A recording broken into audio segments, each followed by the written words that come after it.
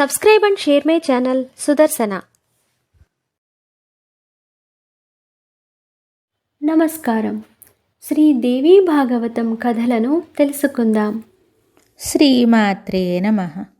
శ్రీ గురుభ్యో నమః. శ్రీమద్దేవి భాగవతము 6వ స్కందము. వృత్రాసురుడు తపమాచరించి వరమును పొందుట, వృత్రుడు దేవతలను జయించుట, వృత్రుని చంపుటకు ప్రణాళిక సిద్ధమగుట. పరమపూజ్యురాలకు జగదంబ ఆవిర్భవించినప్పుడే ఇదంతయును జరగగలదు. లేకపోయినచో ఎవరి మనోభిలాష కూడా నెరవేరదు. సకల కారణములకు కారణమైన దానిని తనలో లీనము చేసుకొని ఆ దేవి గుప్తరూపమున సర్వత్రా విరాజమానురాలై ఉండును. అందువలన మహానుభావులైన దేవతలారా, మీరు శత్రు సంహారం చేయుటకు మిగుల భక్తి శ్రద్ధలతో విశ్వజననీయగు దేవిని ఉపాసించుటయందు తత్పరులు అవ్వండి. సాత్విక వృత్తిని అవలంబించి ఆ ప్రకృతి దేవిని ఆరాధించండి. పూర్వకాలం నాటి విషయము. నాకు కూడా మధుకైటవులతో అత్యంత భయంకరమగు యుద్ధమును చేయవలసి వచ్చింది. 5000 సంవత్సరముల వరకు యుద్ధం జరుగుతూనే ఉంది. అప్పుడు వారు సంహరింపబడ్డారు. అప్పుడు నేను ఈ పరమ ప్రకృతి భగవతి జగదంబను స్తుతించి తిని అత్యంత ప్రసన్నురాలై ఆ దేవి మధుకైటవులను మోహింపజేశాను. అప్పుడు నేను వారిని వధించగలిగి తిని. భగవతి యొక్క మాయాజాలమున చిక్కుకొని ఆ దానవులు మిగుల మదోన్మత్తులయ్యారు. వారి భుజములు మిగుల విశాలములు. దేవతలారా, మీరు కూడా అటులనే ప్రకృతి దేవిని నిరంతరము ఉపాసించండి. మీ కార్యము తప్పక సిద్ధించును. ఇట్లు పరమప్రభువు భగవంతుడగు విష్ణువు దేవతల ఎదుట తన అభిప్రాయాన్ని వెలుబుచ్చారు. అప్పుడు దేవతలు సుమేరు పర్వత శిఖరానికి వెళ్ళారు. పారిజాత వృక్షములు ఆ శిఖరం యొక్క శోభను పెంపొందింపజేస్తూ ఉన్నాయి. ఏకాంత స్థానమున కూర్చొని జపతపములను ధ్యానమును ప్రారంభించారు.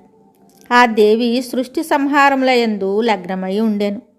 భక్తుల అభిలాషను నెరవేర్చుట ఆ దేవి స్వాభావిక గుణము. ఆ దేవిని సేవించుట వలన సాంసారిక క్లేశములు దూరమగును. ఆ భగవతి జగదమ్మను స్తుతించుటయందు దేవతలు లగ్నమయ్యారు.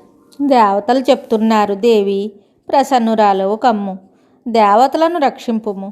వృత్రాసురుని వలన మేము ఎంతో దుఃఖితులమవుతున్నాము.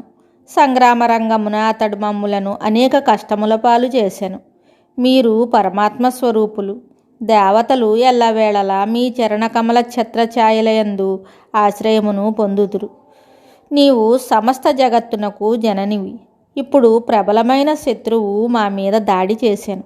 ఈ స్థితిలో మమ్ములను నీవు పుత్రుల వలె రక్షింపుము.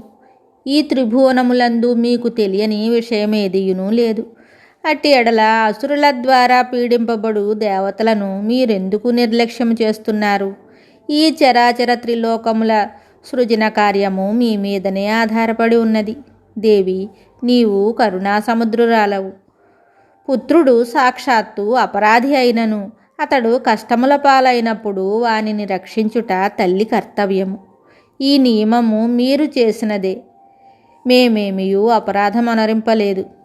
మీ చరణకమలములను ఆశ్రయించి ఉన్న మమ్ములను ఎందుకు రక్షింపరు? దేవి, కరుణింపుము. మా మీద దయనెందుకు చూపరు? జనని, ఇది పూర్వకాలపు విషయము. అత్యంత పరాక్రమవంతుడైన దైత్యుడొకడుండెను. మహిషరూపమును ధరించి సంగ్రామమున నిలిచెను. సకల ప్రాణులు అతని వలన భయభీతులవుతున్నారు. మా హితమును దృష్టి అందుంచుకొని మీరు వానిని చంపారు. తల్లి, భయమును పుట్టించు ఈ వృత్రాసురుని మీరెందుకు చంపుటలేదు? మహిషాసురుని వలనే శుంభుడు కూడా మిగుల బలవంతుడు. అతని సోదరుడగు నిశుంభుని యందు కూడా అట్టి శక్తి ఉండెను. వారిరువురు సోదరులు, వారి అనేక అనుచరులు మీ చేతులలో చంపబడ్డారు. ఆ దానవులను సంహరించినట్లే దుష్టుడగు వృత్రాసురుణ్ణి కూడా పరాజితుని చేయుము. పరాక్రమవంతుడైన ఈ దైత్యుడు మదోన్మత్తుడై ఉన్నాడు. ఇతనిని ఇతర దైత్యులను వలె మోహితుని చేయుము. అందువలన ఆ దైత్యుల వలె ఇతడు అసమర్థుడగును. తల్లి, దేవతల మగు మేము వృత్రాసురునితో మిగుల సంతప్తులమైతిమి. మా కష్టములు ఇంతెంతని చెప్పజాలము. మేము మిగుల భయపడితిమి. మీరే మమ్ములను రక్షింపవలెను. దేవతల దుఃఖము దూరమనర్చుటకు మీ శక్తితో రకరకములైన మా క్లేశములను ఉపశమింపచేయుటకు ఈ త్రిలోకములందు మీరు తప్ప సమర్థులైన వారు ఇంకెవరునూ లేరు. మిగతా కథ తరువాయి భాగములో తెలుసుకుందాము. శుభం. శ్రీ దేవీ భాగవతం తరువాయి భాగంలో మళ్ళీ కలుద్దాం. నమస్కారం. Subscribe and share my channel Sudarshana.